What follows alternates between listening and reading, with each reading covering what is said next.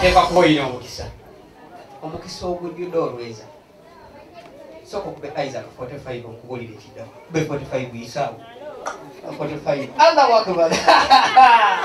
oyizolooza tebaliyomba kulemba nange Isaac atuma gy'oli nagamba nti akwagala nnyo nnyo nnyini ddala soko kwata kola eyo keesi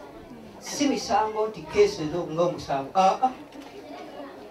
keesi ey'omukwano keesi myakana akawala akagalwa Isaac najja nakayita mumaka g'abakadde nakadde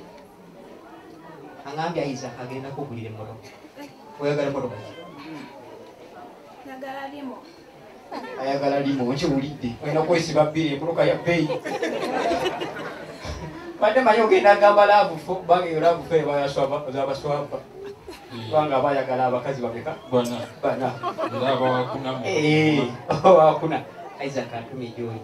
nagamba akwagala nnyo era ekitali muno nga tekiri mu nsi muno buli wamu yagenzeewo okulekamu bino yokka gye batunda ebikadde ebiri muno byonna bipya